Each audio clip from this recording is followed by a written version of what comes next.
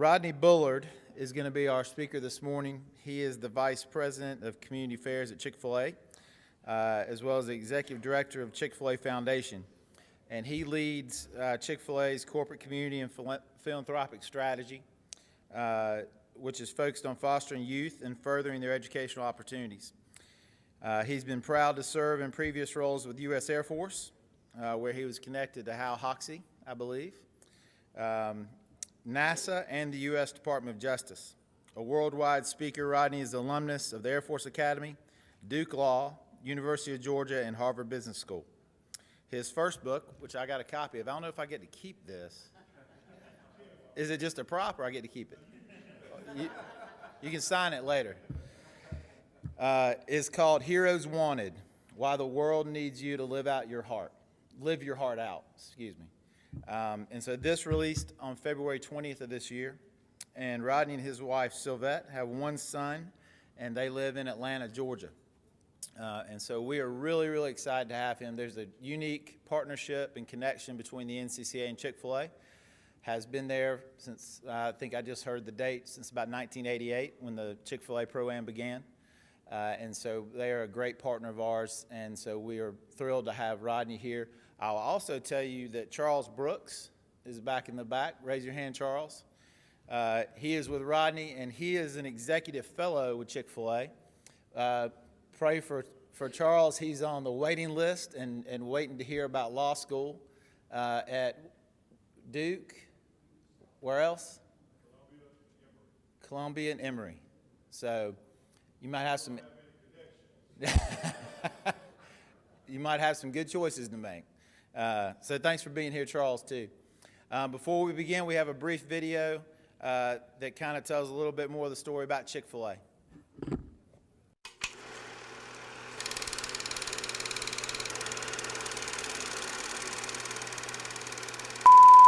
So let Kathy interview.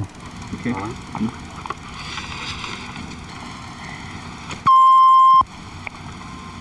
I have a last question.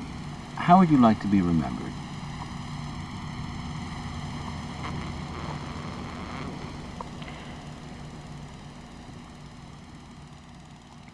I think I would like to be remembered as kind, generous, loving,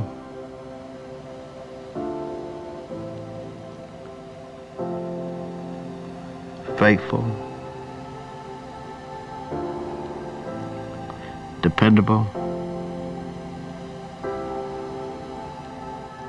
person with integrity. Many of those attributes that we all seek and should desire, I think the things just a quality individual. We normally attach success to material wealth, but that's not success at all. A man is successful in many areas of his life: his relationship with the Lord, his relationship to the family, to his community. I've been richly blessed. I've received far more than I deserve to have. It's a reminder to me as I come into work each day, why am I coming to work? Why am I alive?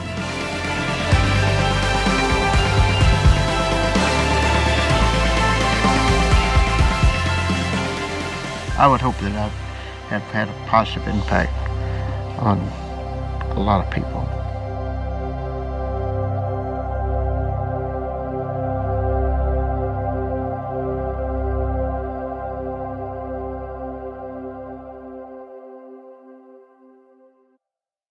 Good morning. Thank you all for having me. We just came up from Atlanta, Georgia, and I hope that each and every one of you all had Chick-fil-A for breakfast sometime within the last week. I know you didn't have it this morning. That's all right. If I had known better, I would have snuck some in for you. Don't tell.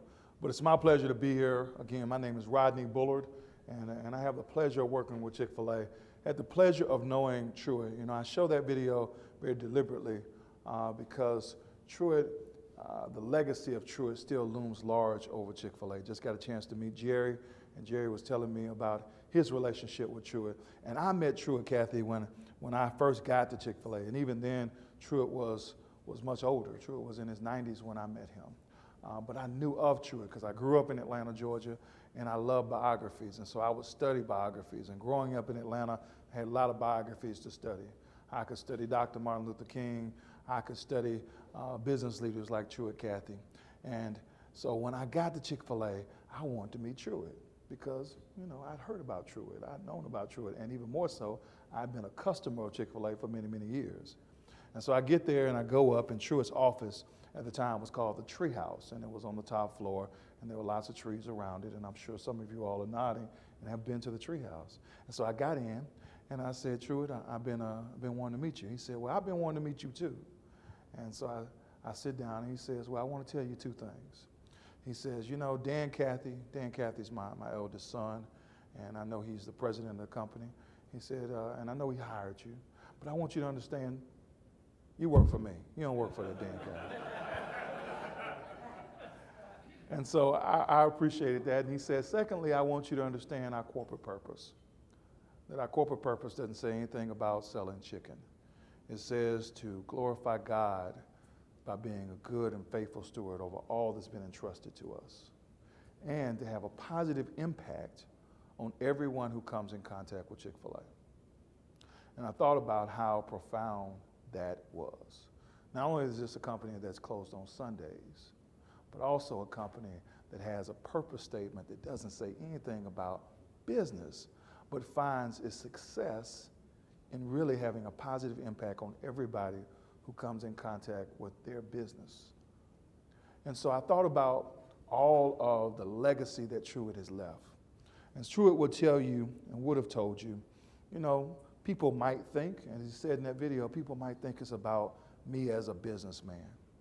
That my legacy is that I took, you know, a concept from being a little restaurant in Hateville, Georgia, called the Dwarf Grill, so small, it was called the Dwarf Grill, to now a $10 billion company. And that might be my legacy. But he would say, no, really my legacy was about the community that we built, the purpose, and the people that were impacted. The team members that got a chance to go and get a scholarship and go to college. The operators who now operate a business and move from one place economically to another. It's about the community that we built. That's so important. And I hear wherever I go, people talk about Truett, people talk about Dan, people talk about Chick-fil-A, people talk about somebody from Chick-fil-A. That's important. And so, you know, we've thought a lot about what does that look like in continuing the legacy of having a positive impact on everyone who comes in contact with Chick-fil-A. And it reminds me of a story of a friend of mine. A friend of mine by the name of Dr. Gregory Ellison tells this story. And he says that when he was 6 years old, he had an Aunt Dot, and he loved Aunt Dot, and Aunt Dot was his favorite aunt. And he said he looked up to Aunt Dot, and he said, you know, he presumed, even though he had a brother and a sister, he presumed that Aunt Dot loved him, and he was her favorite as well.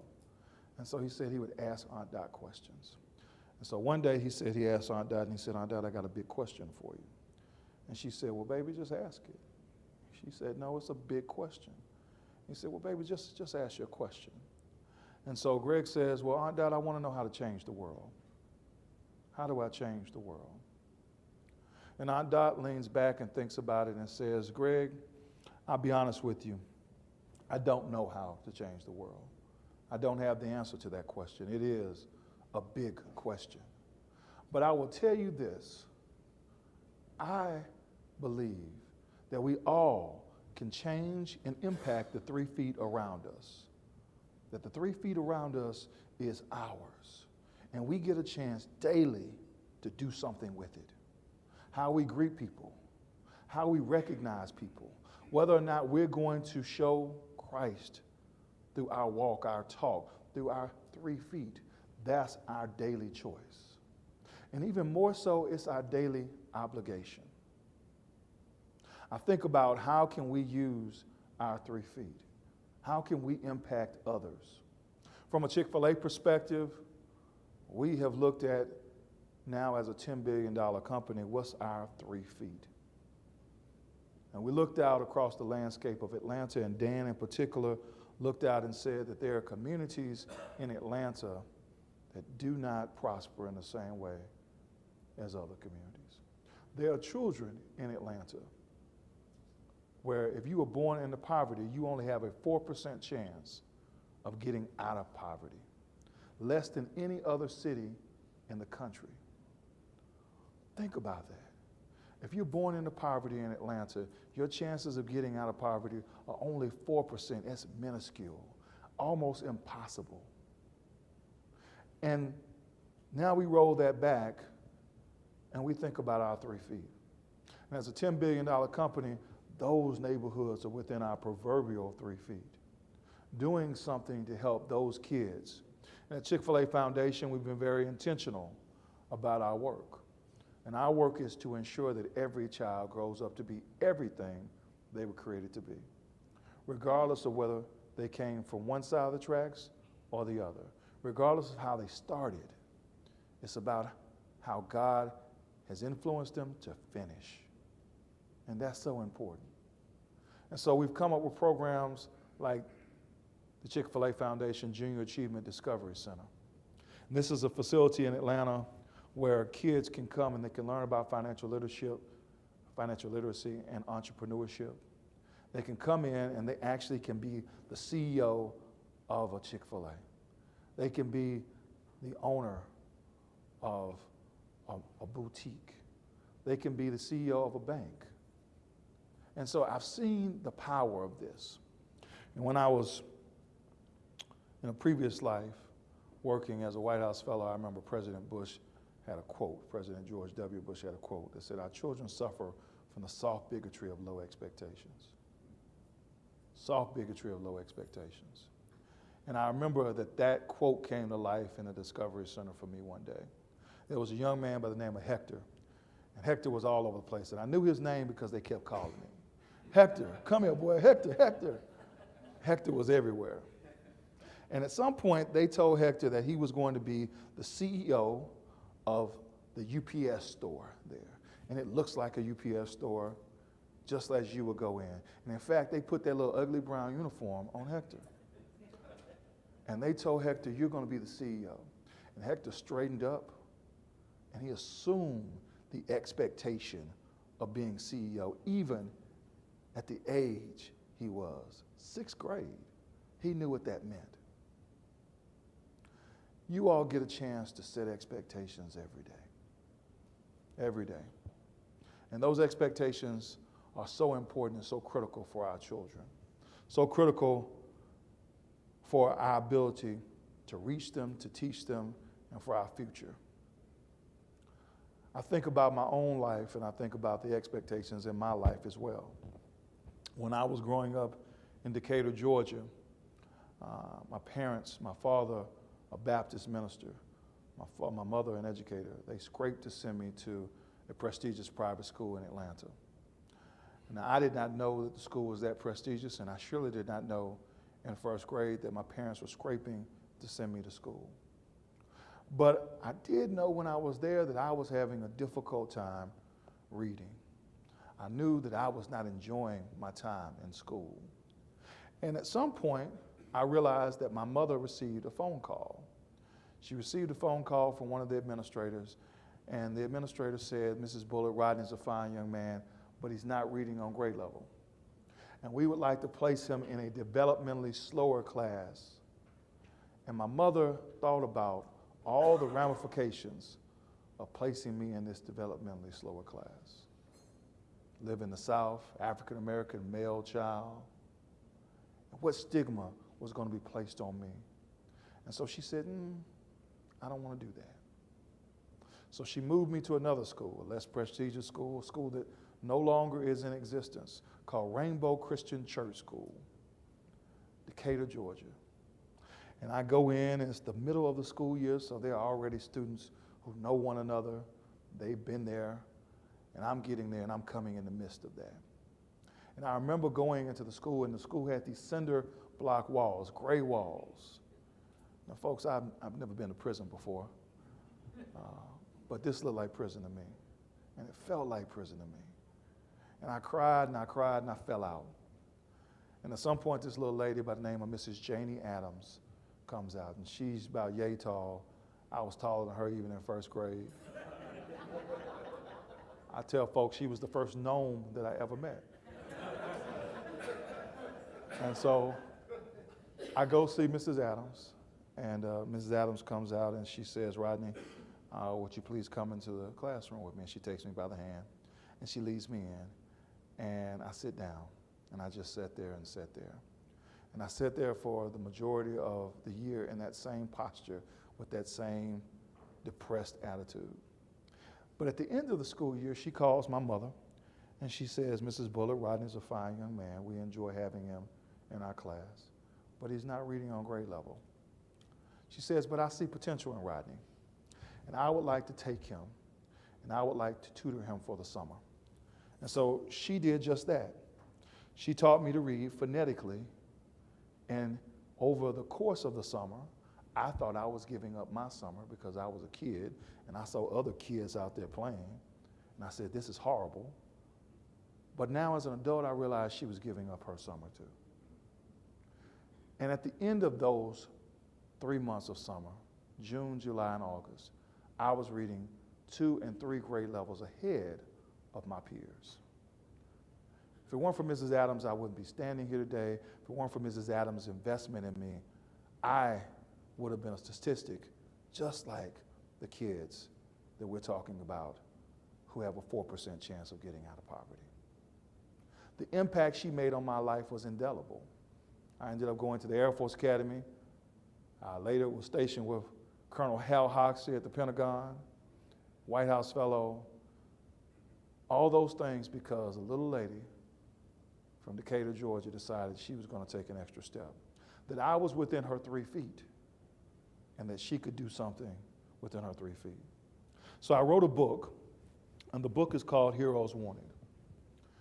And one of the tenets of the book is that we often talk about the power of the only. I only have so much time, I can't do that. I'm only so big a person, I can't do that. I only have so much money. My school only is so big, my school only is this or that. We can't do that. But I think about Mrs. Adams, and I ask that you think about the power of the only, the true power of the only. My school, only my school can do this. Only my school can accept this student who needs help, who otherwise might not get that help. Only my school can reach across these lines that otherwise others might not reach across. Only my school, only me, only my faculty, only my students, only us, only we can do this. And there's so many things that if you think about it, only you, God has well positioned you to do that. Mrs. Adams was the only one who could reach me. She was the only one who cared, but I only needed one. Somebody needs you. You all are doing it every day, and I commend you. In closing, I want us to think about 3 feet, because I thought a lot about the question that little Greg Ellison asked of his Aunt Dot. How do you change the world? And the question of your 3 feet, in my estimation, is this, that we can change the world. We can change the world if we use our 3 feet. If we use the 3 feet of our institutions, the 3 feet of that which we have authority over. If we use our 3 feet in conjunction with one another, and you use your 3 feet, and you use your 3 feet, and Jerry, you use your 3 feet, and Hal, you use your 3 feet, and you use your 3 feet, and we do that with the recognition that we are doing that in an interrelated fashion. As Dr. King said, we are all interrelated. That what you do affects what I do, and what I do affects what you do. And if we do that with that knowledge, that awareness, then we can break down barriers that seem to be so huge and real, but quite frankly, artificial. If we do that, recognizing that difference is not really a difference, that we're more alike than anything else, then we can change our schools, we can change individual students, we can change lives, we can change communities, and thus we can change the world. I commend you for what you do on a daily basis. We are trying to change the world at Chick-fil-A. I hope that you eat Chick-fil-A sandwiches. Hope that you get the waffle fries. Everyone helps us change the world just a little bit more. And I ask that you continue to have the great impact that you all are having in your communities and to mind your 3 feet. God bless you. Thank you.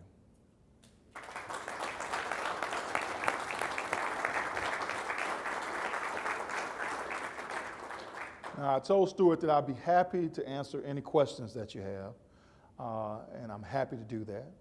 And so if you have some questions, please feel free to ask. You can ask me about the book. You can ask me anything personal. You can ask me about Chick-fil-A. I don't know the secret recipe, so I'll tell you that. And I don't know the names of the cows. Yes, sir. If you can give me your name and your school, that would be great.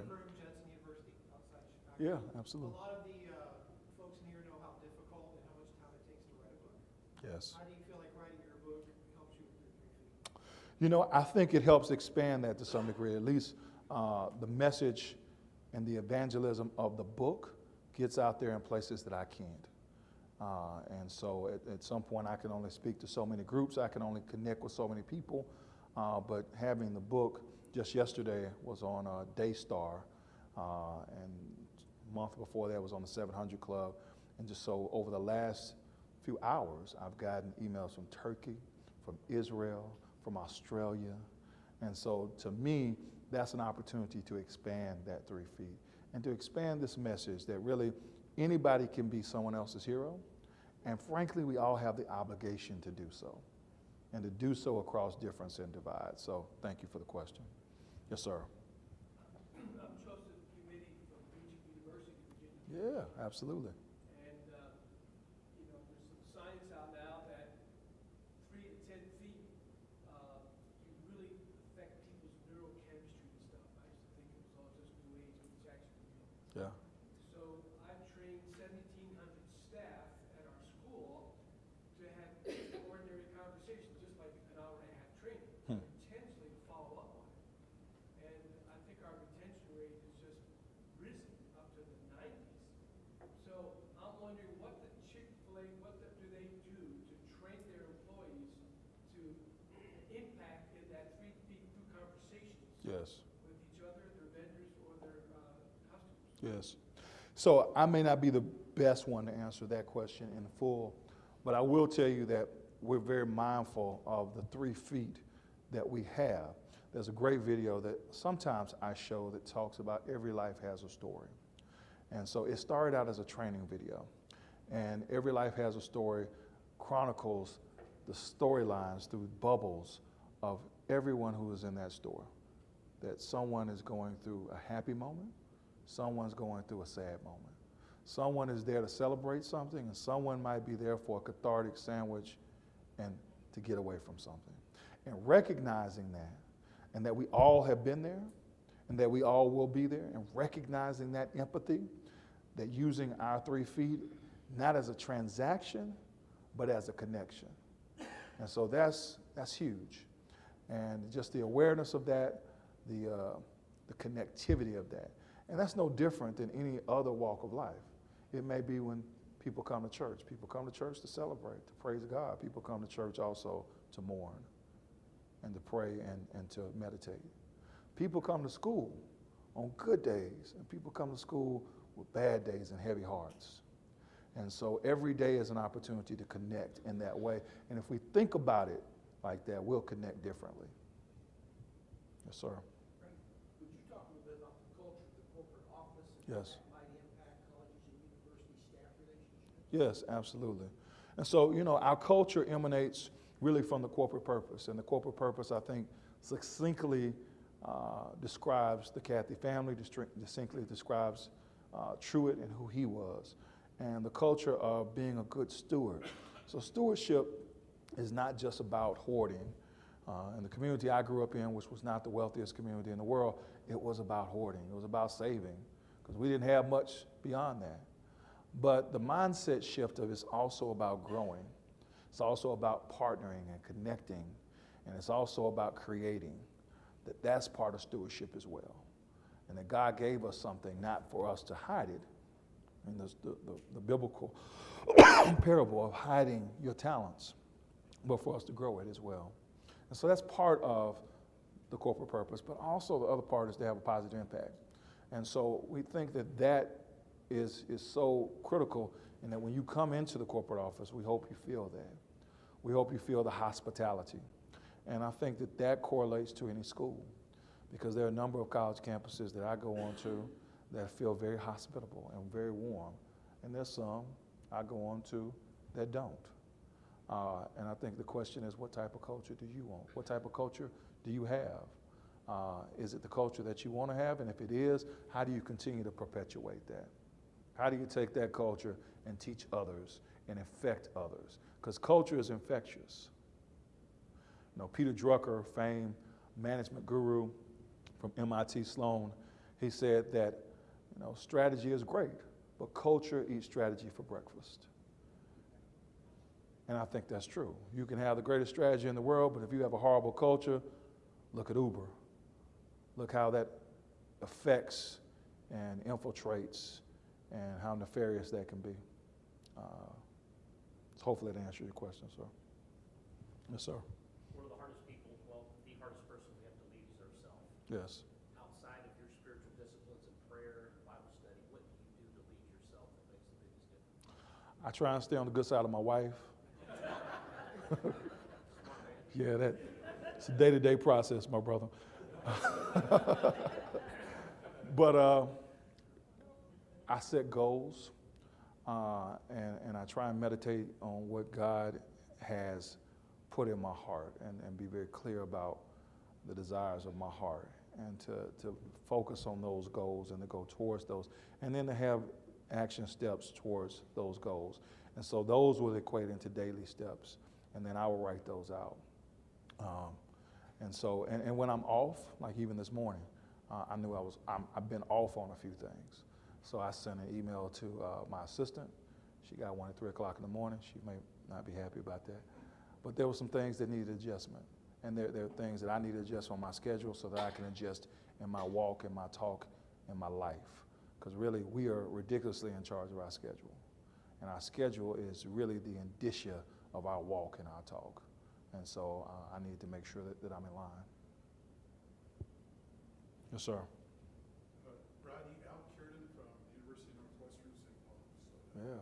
First of all, thank you for your service to our country. My pleasure. Military, thank you for your service as Assistant U.S. Attorney. My pleasure. Appreciate that, and bless you for serving there in that capacity.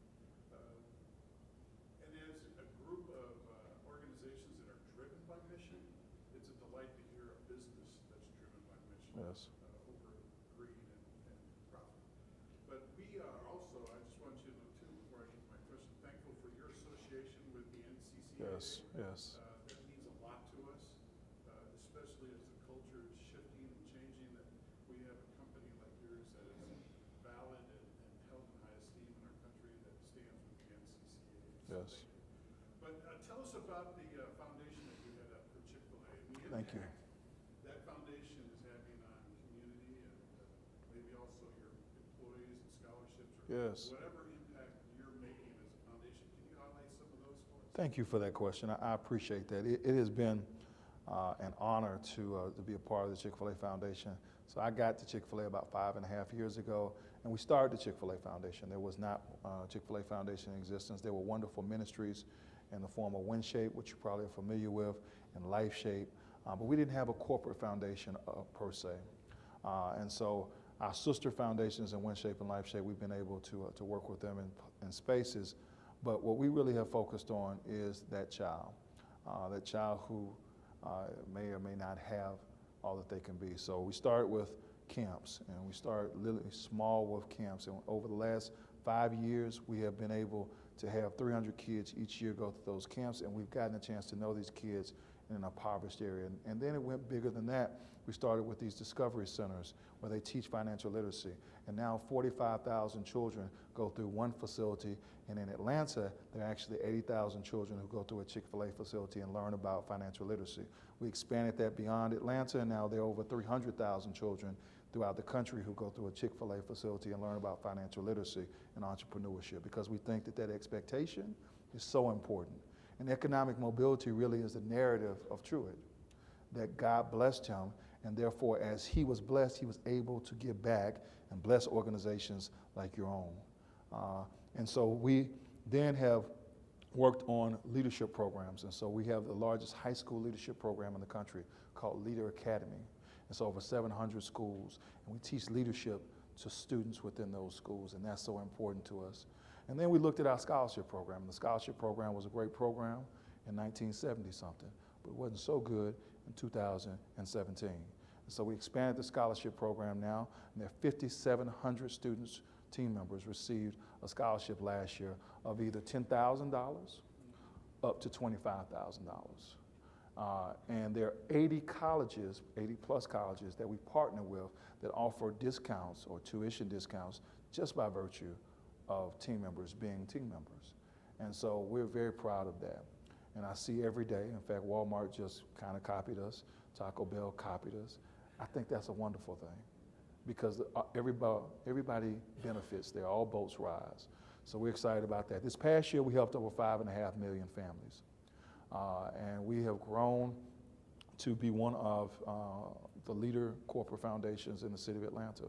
And so we're working on the west side of Atlanta. We've invested over $30 million into neighborhoods on the west side of Atlanta. We have 14 different projects going on there, and we're very excited about that. So we do a host of things. I'm leaving out a majority of things that my folks would be upset about, but we're very proud to be able to impact the city of Atlanta, but also the country in this way. And we're not done. We're just getting started. So some of those 80 institutions are in this room? Yes, they are. Is there an open or is there a ceiling on the number of institutions? There is not a ceiling. We will What take. would you advise those of us as we go back and talk to our financial aid? So if you're interested in participating, then I would advise that you all please get in touch with me or get in touch with Stuart. And if you want my information, I'm happy to leave it behind. And we're happy, and yes, we are. We consider our scholarship program to be an evergreen program, meaning that it will continue to change, it will continue to grow, and we will continue to find new and better ways to impact our team members. One of the ways in which we've done is through the Chick-fil-A Fellows Program. So the Chick-fil-A Fellows Program started with an executive fellow. You were introduced to Charles Brooks. And the Executive Fellow Program is kind of modeled off the White House Fellowship. So there is a work program part of it, but then there also is an educational part of it, and then there's a part in which Charles or whomever the fellow is at that time will receive a $25,000 scholarship to go off to grad school. Charles is going to law school. But we also now have a collegiate fellow program, and that may be something you all are interested in as well. So the Collegiate Fellows Program are cohorts. They go off to Stanford Design School, to Harvard, to Disney, to Google, and they learn all about leadership, but they also learn about business in the context of that. And then we have Leader Academy, which is at the high school level. So literally we're trying to go from high school up with that program. But if you're interested, I'll give you my information. My name is Rodney Bullard, and I'm at Rodney, R-O-D-N-E-Y, .Bullard, B-U-L-L-A-R-D, at CFACORP.com. That's CFACORP.com. I will leave this information with Stuart. He has my information.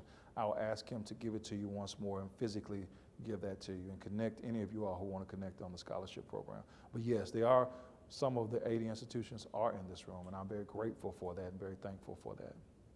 And in fact, near you, Scholarship America is right there in Minneapolis. So we thank you for that. Brother Crummy, how are you? Are you all inviting or tapping into any of the Christian athletes who are on a professional level, obviously have huge contracts? Yes. To participate with some of the incredible encouragement the foundation is about? Yeah. We have done some of that, and we've tried. I'll be honest, on one level, we've never done a lot with personalities, in part because as great as they are, sometimes personalities will let you down. The cows, they don't get in trouble. So we haven't done a lot with personalities, but we have done some work with Christian athletes and who want to be a part of it, particularly through our camps, and particularly where I work with FCA, Fellowship of Christian Athletes. And so we've done with both Christian athletes and Christian coaches as well. And we've had them come speak. We've had them come be a part of it. Tim Worley, who was a tremendous athlete at University of Georgia some years ago, he's coming to speak for us soon. We had Nick Chubb and Bradley Chubb. Recently, Bradley Chubb was, I think, selected 4th in the NFL draft this year. So most recently, they came and spoke as well.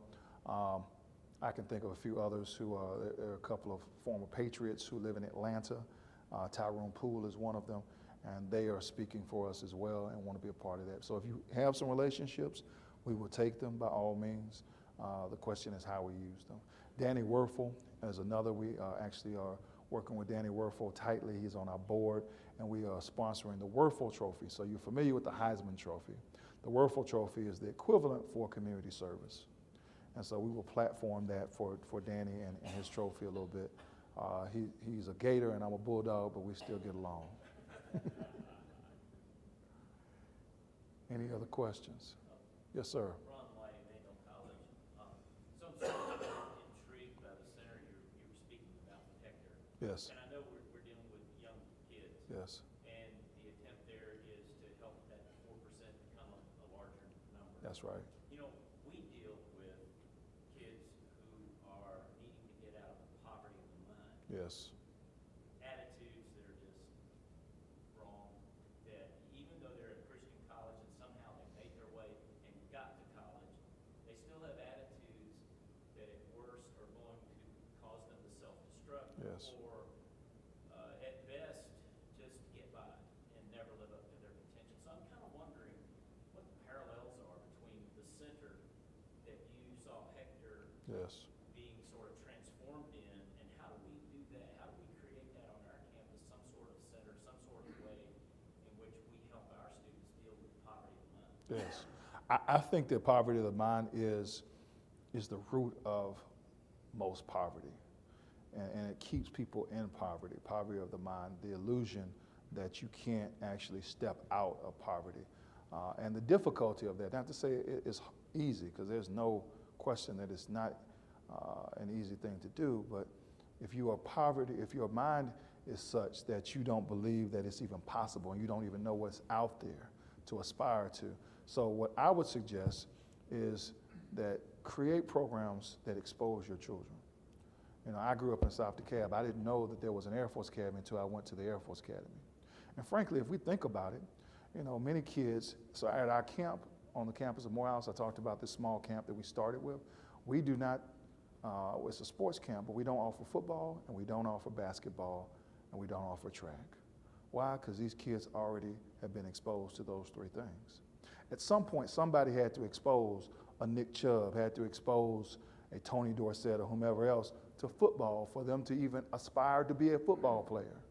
They had to see somebody great for them to aspire to be a great football player.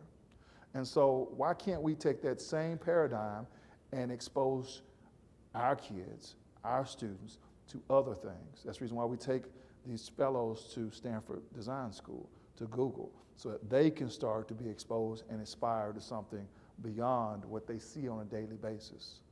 So at our camp, we have lacrosse, we have archery, we have all sorts of things that they typically are not exposed to. And I remember two little girls came up to me after they had been exposed to tennis for the first time. They said, Mr. Bullard, I got a question. I said, ask it. They said, we like this tennis thing. Can you make money at it? I said, have you heard of the Williams sisters, Venus and Serena? I think they make a little money at it. And so we have to expose our kids to that, because otherwise there's no other way. We can tell them all sorts of things. And I'll close this long answer on this. J.C. Watts, former congressman from Oklahoma, he told this great story, and I remember it to this day. He said he was trying to put together a bike for his daughters, and he said it was very difficult. And he said he was reading the instructions, and he said he wasn't getting anywhere. But at some point, he just took the box and looked at the box, and he started to put it together. And I've done that many a day. And he said he started to think about the parallel of that he tries to give the instructions to his girls. He's reading the instructions on life to his girls. But at some point, he has to be the box. Because if the box doesn't correlate with the instructions, they're going to follow the box. We've got to show our kids the box. We've got to show them what the world looks like. It's not just what's in the books. It's not just what we say, but can we expose them to something different that sharpens their minds, that expands their horizons? Yes, sir. So, I'm sorry, Kurt Dykstra from Trinity in the Chicago area. So, Chick-fil-A is beloved. I remember seeing a map of every state's favorite quick serve restaurant. Yes. And Chick-fil-A It's like 2 states, and I don't know what happened there. Culver's in Wisconsin, you've got some work on. But Yeah. even in Illinois, home of McDonald's, you guys dominate. Of course. So, you're beloved as an organization, overtly Christian as an organization, and yet you still find yourselves obviously dealing with the recent articles in the New Yorker and all that sort of thing. What advice or impact or thoughts can you give for us as far as how you navigate between, those kinds of things, right? So you have beloved customers Yes. and great impact in your communities, and at the same time you deal with some of the broader cultural things. Yes. And, on a much different scale, much lesser scale, our institutions are in those same That's right. kinds of roles. That's right. I think there are a couple of things that we think about. One, we think about our job is to have a positive impact on everyone and to showcase that and to love on everyone. And so when someone comes to protest a Chick-fil-A restaurant, which is not that frequent anymore, thank goodness, we bring them food, we're hospitable to them, and we bring them in. And we let them know that they are friend, not foe. We can always try and create enemies. Creating enemies is easy. Creating friends is unexpected. And it has this impact on people that is that's lasting. The other thing is, my job is to continue to spread the good works and bring people in and to showcase that we have more in common than we have in difference. That all this red and blue and all these other things that we have created, that's artificial, and that will break down the fabric of our country. It will break down the fabric of our humanity, and frankly, we're here to be one. There's no red and blue in the Bible last time I checked. So we're here to be one, and we can do that through our activities. Our greatest shared resource is our children. Everybody was a child. Many of us have a child. All of us love children. And all of us are obligated to take care of our greatest shared resource because our future depends on it. So I don't care what you believe in, what you think about, everybody has a part to play in that. And so that's important for us. And at the end of the day, we don't get involved in the politics of things anymore. That's not really where we play. We play in having a positive impact on everyone who comes in contact with Chick-fil-A. And if we can do that, and we can sell a good chicken sandwich, we're going to be okay. Yes, sir. Kent Lawman, Portland Bible College. Finally, Chick-fil-A came to our area just last year. Good. Hopefully you were there camping out. Darkness is now seeing light. Just a quick, simple question. Maybe I misheard this, but the Leadership Academy or Yes. one of those other ventures, have you written curriculum or do you have a resource list that colleges could use if they want to strengthen their business courses? We have, so we do have curriculum for junior achievement. We also have a curriculum for another program called JA Academy, which I did not mention, is actually within high schools. And it's a magnet program within high schools, and it's starting to grow in its proliferation in Atlanta, and we'll grow it nationwide soon. And then there is a curriculum for Leader Academy as well. We're happy to talk to you if there's an opportunity for Leader Academy to be in a high school near you, or if there's an opportunity for you to participate with Junior Achievement and the Discovery Center curriculum as well. So again, if you email me, we'll connect you with the right people. We're not necessarily the keepers of that. We fund Junior Achievement. We fund, I guess Leader Academy is ours, but we do that through a vendor called Addo. But it is our property, quote unquote. Yes, sir. I've met you before. So I met Robert Crummy before I met Robert Crummy. I was flying back from Detroit, and I sat next to a gentleman, and I was tired. I was so sleepy. All I wanted to do was go to sleep. And this gentleman, elderly gentleman, very nice gentleman, started to talk to me. He told me, he asked me, where were you from? I said, Atlanta, Georgia. And he said, oh, I've got a son-in-law in Atlanta, and I love him. He's a good man. And so he continued to tell me all about Dr. Robert Crummy. So when I met him, I then gave you your bio in some, and he was like, how you know me? I said, well, I met your father-in-law. How is he doing, by the way? He actually just arrived day before yesterday to stay with us. He's 82, a little sick. My wife was nursing him back to. Well, please tell him I asked about him. I know you all sponsor big events, Chick-fil-A Bowl, etc. Yes. What about if our schools, Yeah. NCAA schools, Yeah. did some tournaments and wouldn't draw 70,000, but may draw 700? Would corporate consider? I think in Atlanta we got a couple schools nearby. Yeah. A tournament, four-team tournament or something like that on a holiday. Sure. Like a holiday or so. Would that be considered, or is it just the big return Sure. efforts? So we don't handle sports marketing from a Chick-fil-A Foundation perspective. I'm happy to put you in touch with the folks, Joe Saraceno, who does.